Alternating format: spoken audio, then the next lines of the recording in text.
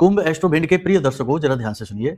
अगर आप ये चाहते हैं कि कोई भी काम जो आप करने जा रहे हैं उसमें आपको 100% सफलता मिले, यानी कि काम आपका बन ही जाए, किसी से मिलने जा रहे हैं वो आपसे प्रभावित हो जाए, आपके लिए हाँ में हाँ मिलाए, पैसे के लिए कोई डील करने जा रहे हैं वहां पर डील सफल हो जाए, बिजनेस व्यापार पर जा रहे हैं, नौकरी पर जा रहे हैं, ऑफिस जा रहे हैं, कार्यालय जा रहे हैं, दुकान जा रहे हैं, आपको सफलता ही सफलता प्राप्त हो। तो इसके भी कुछ बहुत ही महत्वपूर्ण सूत्र हैं, बड़े ही सरल सूत्र हैं, इन्हें जीवन में उतारिए और नकारात्मकता से दूर रहिए। ठीक है, सूत्र क्या है, ध्यान से सुनिए, आपको बताने जा रहे हैं। इन सूत्रों को जीवन में उतारिए, फिर परिणाम हमें आप बताना कैसे आपको प्राप्त हुए।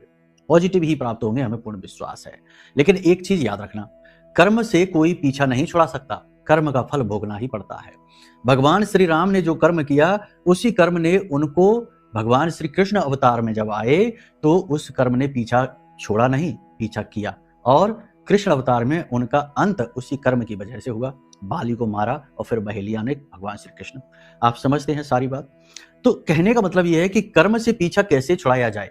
दो ही तरीके हैं। एक तरीका तो यह है कि कर्म को भोगें और कष्ट प्राप्त करते हुए उस कर्म के समाप्त होने तक कर्म को भोगते जाइए, कष्ट को भोगते जाइए। दूसरा तरीका यह है प्रायश्चित कर लें। अब प्रायश्चित तो तब करें जब पता तो चले कि कौन सा कर्म है, और इसको पता लगाने के लिए बड़ी सुंदर विधा है कुंडली।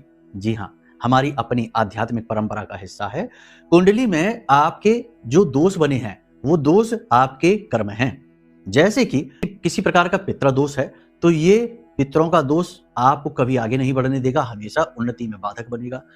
गुरु से राहु का मेल चांडाल है तो इसमें भी आपके जीवन में बाधाएं, शिक्षा प्राप्ति में बाधा और बहुत सारी, मतलब कहने का यह है कि कुंडली के जो दोष हैं वही तो आपके कर्म हैं। उनकी व्याख्या तो बहुत बड़ी है, घंटों चलेगी, फिलहाल शॉर्टकट में समझ लीजिए। कुंडली आकलन कराना जीवन का सबसे महत्वपूर्ण फैसला होता है। इसीलिए प्राचीन काल से हमारी परंपरा है कि बालक धरती पर आया, जैसे ही जन्म लिया, बड़े बुजुर्ग सीधे ज्योतिषी के पास जाते थे और दर्ज करा देते थे सारा समय और काल, और तुरंत कुंडली और पत्री बनवाते थे और सारे जन्म जीवन भर का खाका खुलकर सामने आता था। अब लोग इन चीजों से दूर हो चुके हैं। खैर कोई बात नहीं, आप कुंडली का आकलन करा लो, समाधान मिलेंगे आपके। अब बात करते हैं सूत्रों की। जब भी घर से बाहर निकलो तो अपनी नासिका से देखो श्वास बाहर किससे आ रही है। अगर दाहिनी नासिका से श्वास बाहर आ रही है तो दाहिना पैर घर से बाहर निकालो।